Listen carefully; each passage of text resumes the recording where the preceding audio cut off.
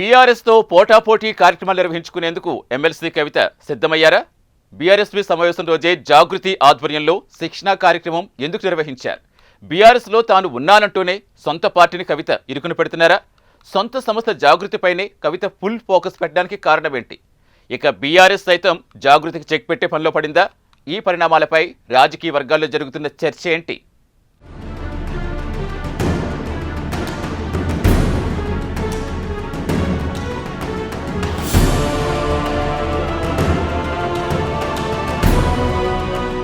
ఒకే రోజు రెండు కార్యక్రమాలు, ఒకటి బీఆర్ఎస్ ఎస్వి రాష్ట్ర సదస్సు కాగా మరొకటి జాగృతి శిక్షణ తరగతులు. ఇప్పుడు ఈ కార్యక్రమాలు ఒకే రోజు నిర్వహించడంపైనే పొలిటికల్ సర్కిల్స్లో చర్చకు దారితీసింది. తాజాగా బీఆర్ఎస్ విద్యార్థి విభాగం ఆధ్వర్యంలో బనకచెర్లపై అవగాహన సదస్సు పెద్ద ఎత్తున నిర్వహించారు. ఈ కార్యక్రమానికి మాజీ మంత్రులు Harish Rao, Jagadish Reddy, party working president KTR, MLC Deshapati Srinivas హాజరై బీఆర్ఎస్వి నేతలను ఉద్యమానికి సన్నద్ధం చేశారు. అదే రోజు తెలంగాణ జాగృతి ఆధ్వర్యంలో ఎమ్మెల్సీ కల్వకుంట్ల కవిత లీడర్ పేరుతో శిక్షణా కార్యక్రమాన్ని ఏర్పాటు చేశారు. ఇలా అటు బీఆర్ఎస్ పెద్దలు, ఇటు కవిత ఎవరూ తాము తగ్గేదేలే అంటూ పోటాపోటీగా కార్యక్రమాలు నిర్వహించారు. దీంతో పార్టీలో కింది స్థాయి పార్టీ నేతల్లో కన్ఫ్యూజన్ క్రియేట్ అయింది. ఇదిలా ఉంటే బీఆర్ఎస్తో ఆమీతుమీ తేల్చుకునేందుకు కవిత సిద్ధమయ్యారనే ప్రచారం ఊపందుకుంది. బీఆర్ఎస్ పార్టీలో తానున్నానంటూనే సొంత పార్టీతో పోటాపోటీ కార్యక్రమాలు చేస్తున్నారు. ఇందులో భాగంగానే కొంపల్లిలోని స్త్రీ కన్వెన్షన్లో జాగృతి కార్యకర్తలకు శిక్షణా తరగతులను కవిత నిర్వహించినట్టుగా తెలుస్తోంది. జాగృతి బలోపేతంలో భాగంగా యువతను జాగృతిలో కవిత చేర్చుకుంటున్నారు. జాగృతి అనుబంధంగా యువ, మహిళా, విద్యార్థి, కార్మిక విభాగాలను కవిత బలోపేతం చేస్తున్నారు. వారిని నాయకులుగా తయారు చేయడంలో భాగంగానే లీడర్ పేరుతో శిక్షణా తరగతులను నిర్వహించనున్నట్లు జాగృతి నేతలు చెబుతున్నారు. ప్రస్తుతం బీఆర్ఎస్ జాగృతి నిర్వహిస్తోన్న సమావేశాలు విద్యార్థి యువతకు సంబంధించినవే. కవిత బీఆర్ఎస్లో ఉన్నానని చెప్పుకుంటూనే జాగృతి ఆధ్వర్యంలో నాయకులను తయారు చేస్తానని చెప్పడం రాజకీయ వర్గాల్లో చర్చకు దారితీస్తోంది. మరోవైపు బీఆర్ఎస్ కీలక నేతలు కేసీఆర్, కేటీఆర్, హరీష్ రావు కవితపై ఎక్కడా స్పందించడం లేదు. కవిత కార్యక్రమాలకు దూరంగానే ఉండాలని పార్టీ నేతలను ఇప్పటికే కేసీఆర్ ఆదేశించినట్టు సమాచారం. ఇదిలా ఉంటే 11 ఏళ్ల తర్వాత బీఆర్ఎస్ నాయకత్వం విద్యార్థి విభాగంపై ఫోకస్ పెట్టింది.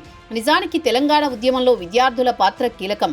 ఉస్మానియా, కాకతీయ యూనివర్సిటీల్లో ఉద్యమం ఉవ్వెత్తున లేవడానికి విద్యార్థులే కీలకం. అదే బీఆర్ఎస్కు ఆయుధంగా మారింది. 2014లో బీఆర్ఎస్ అధికారంలోకి వచ్చిన తర్వాత మాత్రం విద్యార్థి విభాగాన్ని కేసీఆర్ పట్టించుకోలేదనే విమర్శలున్నాయి. ఇప్పుడు ఎక్కడ కోల్పోయామో అక్కడే వెతుక్కోవాలి అనే సామెతను నిజం చేసే పనిలో బీఆర్ఎస్ పడింది. తాము అధికారం కోల్పోవడానికి విద్యార్థి, నిరుద్యోగ యువత ఒక కారణమని బీఆర్ఎస్ నాయకత్వం గుర్తించింది.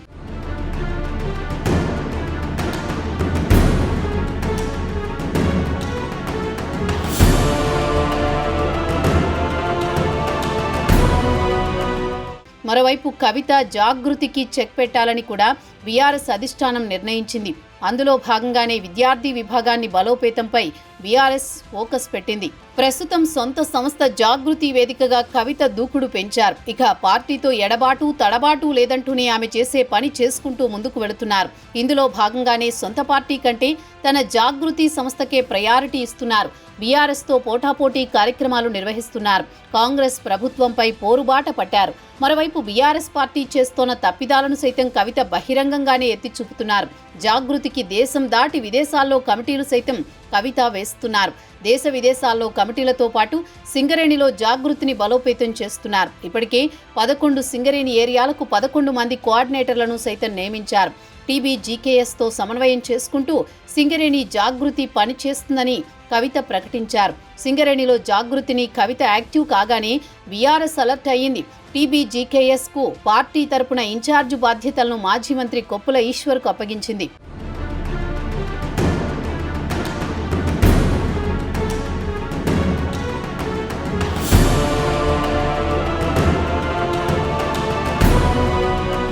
ఇక పార్టీతో సంబంధం లేకుండా ఎమ్మెల్సీ కవిత కార్యక్రమాలు నిర్వహించడం పొలిటికల్ సర్కిల్స్లో హాట్ టాపిక్గా మారింది.